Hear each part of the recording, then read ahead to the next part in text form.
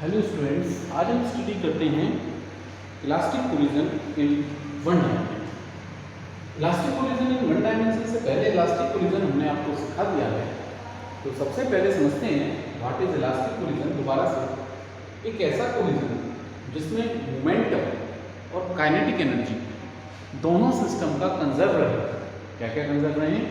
Momentum और kinetic energy both of system is conserve is known as elastic। तो elastic collision consider करते हुए आज हम उसके डिफरेंट केसेस को स्टडी करना चाहिए। मतलब क्या होगा अगर एक पार्टिकल बड़ा है, क्या होगा अगर एक पार्टिकल छोटा है, ये सब पॉइंट्स हम डिस्कस करना है। ठीक है, आगे स्टार्ट करते हैं। मान लेते हैं हमारे पास दो पार्टिकल्स हैं, one is of mass m1 and other is of mass m2। Initially, they are moving with velocity u1 and u2 in same direction. After some time, these two particles are collide. ये दो particle collision करते हैं and after collision, they are moved with velocity v1 and v2. We are moving with velocity v1 and v2. What is our meaning? Our meaning is to find the value of v1 and v2 in terms of u1 and v2. तो अपनी problem को आसान करने के लिए हम मान लेते हैं दोनों सेम डायरेक्शन में जा रहे हैं। ठीक है, कुछ समय बाद ये कोलाइड करते हैं। After collision there velocity is become v1 and v2। Collision कैसा है? इलास्टिक है। तो क्या होगा? लेट टू पार्टिकल्स के two bodies of mass m1 and m2 are moving with velocity u1 and u2 in same direction।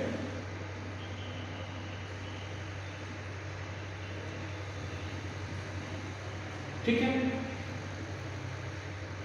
then by conservation of momentum, because external force नहीं लगा, जब भी किसी सिस्टम पर एक्सटर्नल फोर्स नहीं लगता है तो सिस्टम का मोमेंटम कंजर्व होता है। कौन सा? Linear. Conservation of linear momentum क्या रिजल्ट मिलेगा? Momentum of system before collision is equal to momentum of system after collision. क्या होगा? m1 u1 plus m2 u2 that is momentum before collision is equal to m2 m1 v1 plus m2 v2, or we can say that m1 into u1 minus v1 is equal to m2 into v2 minus u2. Let's suppose this is your equation number 1. Since collision is elastic, so since collision is elastic, so क्या होगा? Kinetic energy is also conserved. Conserved means kinetic energy before movement before collision of system is equal to kinetic energy of system after collision. So we can say that half m1 u1 square plus half m2 u2 square is equal to half m1 v1 square plus half m2 v2 square,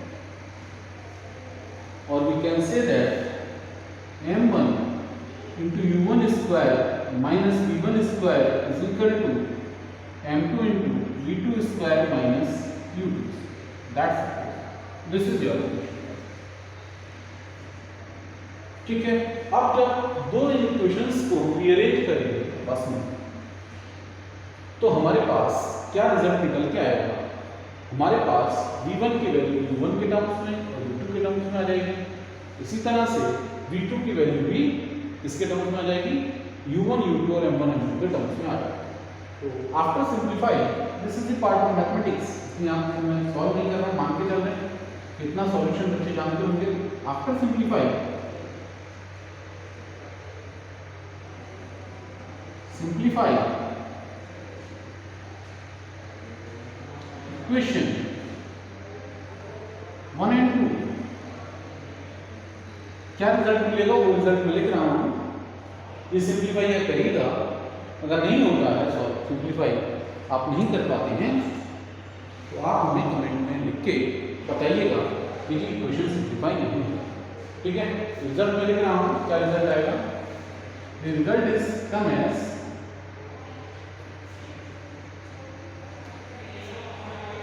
v1 is equal to m1 minus m2 बटे m1 plus m2 into u1 plus 2m2 u2 बटे m1 plus m2, और similarly v2 की value आएगी m2 minus m1 बटे m1 plus m2 into u2 plus 2m1 u1 upon m1 plus m.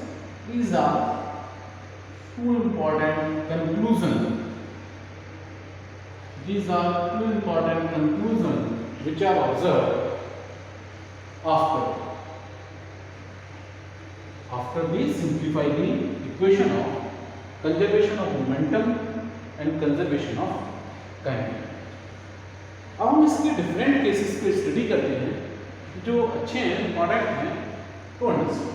मान लेते हैं m2 is rest, means one particle, case first, different cases को study करते हैं। केस फर्स्ट मान लेते हैं m2 is at rest, m2 rest में, m2 रेस्ट में है तो क्या निकल के आएगी m1 की वैल्यू, या और आसान करने के लिए पहले एक केस मान लेते हैं, case 1 m1 is equal to m2, ये मान आसान है। m1 is equal to m2 होगा तो क्या रिजल्ट आएगा जरा देखते हैं। तो m1 is equal to m2 होगा तो v1 की वैल्यू आएगी u, देखो करके m2 m1 इक्वल टू 0 हो गया, और यहाँ 2m2 और यहाँ भी 2m2 2m2 2m2 का cancel, v1 is equal to u। Similarly इस इक्वेशन से ये रिजल्ट आया। सिमिलरली यदि हम इस इक्वेशन में रिजल्ट निकालें तो क्या रिजल्ट आएगा, v2 is equal to, ये पार्ट 0 हो गया और ये कट गए, 2m1 m1 m2 2m1 equal होते ही दोनों कट जाएंगे, u1 बचेगा। तो what is the important conclusion is found. Important conclusion is found, यदि हम ध्यान से देखें, this is final velocity of particle 1 or this is initial velocity of particle 2, this is final velocity of particle 2, this is initial velocity of particle 1. What happened if two equal masses are collide with each other and collision is elastic, then what happened in elastic collision, their velocities are interchanged।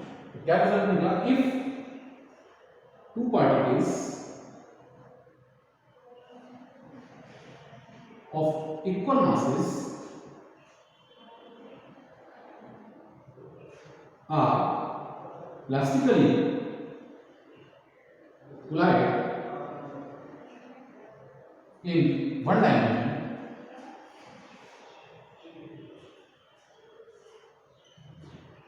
elastically collide करते हैं one dimension में, तो क्या होगा then their velocities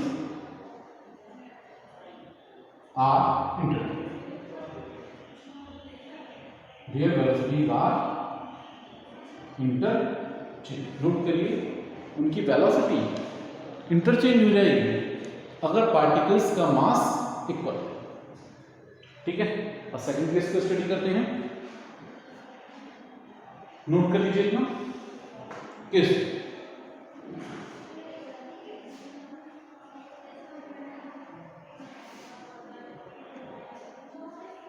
case है। अब मान लेते हैं एक पार्टिकल दूसरे पार्टिकल की कंपैरिजन में बहुत m2 is very greater than m,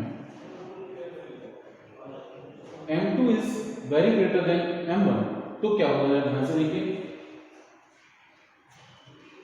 m2 is very greater than m1, तो क्या होगा देखो, m1 को इसकी कंपैरिजन में छोड़ना पड़ेगा, m1 को यहाँ छोड़ना पड़ेगा और यहाँ भी m1 को छोड़ना पड़ेगा, ठीक है। तो क्या होगा, या सब कुछ चलो, तो क्या होगा बच्चों, v1 is equal to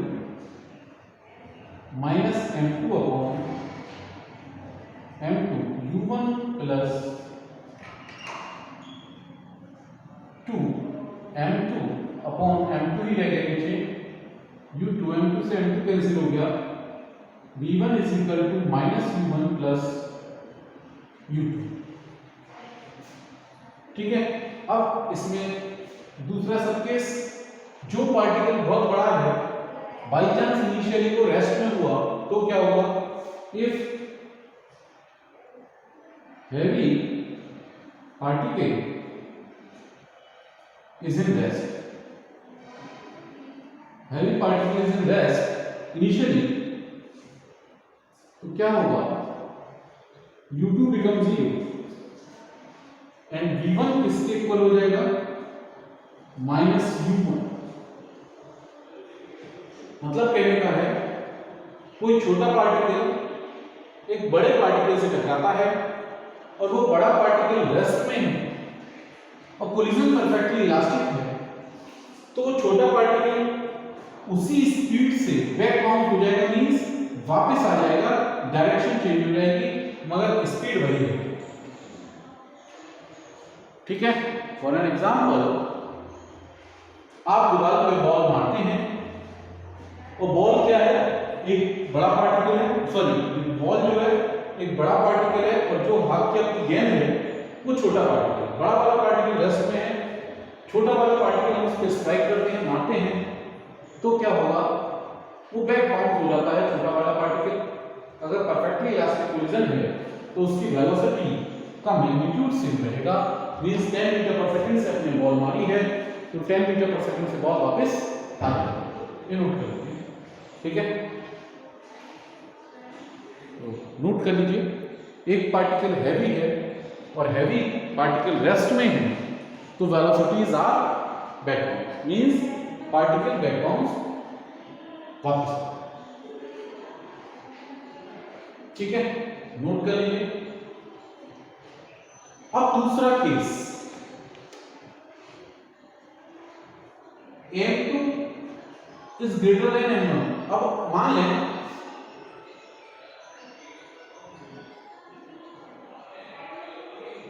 m1 is very greater than m2, इस थर्ड मान लें एक पार्टिकल बहुत बड़ा है, वो एक छोटे पार्टिकल से टकरा रहा है और छोटा पार्टिकल रेस्ट में, m1 is very greater than m2 and m2 क्या है, इज इन रेस्ट इनिशियल, तो क्या होगा बच्चों, v1 की वैल्यू कितनी होगी, v1 की वैल्यू कितनी होगी, v1 is equal to, m1 बहुत बड़ा है तो m2 को निगलेक्ट करेंगे तो यहां बचा u1 प्लस m1 बहुत बड़ा है तो यहां भी m2 को निगलेक्ट करेंगे तो पूरा हो जाएगा 0, तो v1 is equal to u1। और यदि इसी तरह से सेकंड पार्ट को देखें तो v2 इज इक्वल टू कितना आएगा, m1 बहुत बड़ा है, that is we can say minus u1 sorry minus u2 plus m1 बहुत बड़ा है, m2 को निगलेक्ट करोगे प्लस 2u, तो v2 is equal to 2u1 if u2 is equal to 0। अब दोबारा इसका सेंस समझो, अगर एक पार्टिकल बहुत बड़ा है, वो छोटे पार्टिकल से टकराता है जो रेस्ट में है, मतलब बड़ी बॉल छोटी बॉल से टकराई और छोटी बॉल रेस्ट में है, तो जो बड़ी बॉल है वो उसी स्पीड से आगे बढ़ती रहेगी और छोटी बॉल जो रेस्ट में थी वो मोशन में आ जाएगी और उसकी वेलोसिटी ट्वाइस होगी इन कंपैरिजन टू प्रीवियस छोटी वाली बड़ी वाली बॉल के वेलोसिटी। ठीक है, ये सब आप नोट कर लीजिए। This is most important result. Exam में जो क्वेश्चंस बनेगा वो इसी के बेस पर बनेगा। एग्जाम में जो क्वेश्चन बनेगा वो इसी के बेस पर बनेगा। ठीक है, समझ में आया? दोबारा समझिए, शॉर्ट में बताता हूं। अगर कोलिजन इलास्टिक है और वन डायमेंशन, ठीक है, तो दो पार्टिकल यदि इक्वल मास के हैं, वो आपस में टकराते हैं तो उनकी वेलोसिटी इंटरचेंज हो जाती है। वेलोसिटी क्या होती है? इंटरचेंज हो जाती है। ये हमने केस केस फर्स्ट में पढ़ा। सेकंड पॉइंट, अगर एक पार्टिकल बहुत भारी है दूसरे की कंपैरिजन में और भारी वाला पार्टिकल रेस्ट में है, भारी वाला पार्टिकल किसमें है? रेस्ट में है, तो क्या होगा? हल्का वाला पार्टिकल जो मोशन में है वो किसमें आ जाएगा? बैक बाउंस हो जाएगा और छोटे वाले बड़े वाले पार्टिकल की वेलोसिटी लगभग 0 ही रहेगी।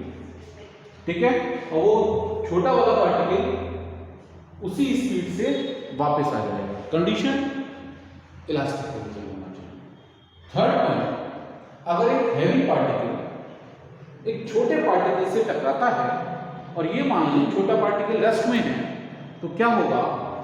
जो बड़ा पार्टिकल है उसकी वेलोसिटी आफ्टर कोलिजन वही रहेगी और आफ्टर कोलिजन जो छोटा वाला पार्टिकल है जो पहले रेस्ट में था उसकी वेलोसिटी ट्वाइस हो जाएगी the velocity of heavy particle, और सेम वेलोसिटी से ट्वाइस वेलोसिटी से वो सेम डायरेक्शन में आगे बढ़ती है। This is the elastic collision in one dimension.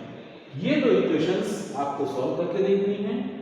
This is most important equations, इनके बेस पर आपके एग्जाम में क्वेश्चन आ सकता है।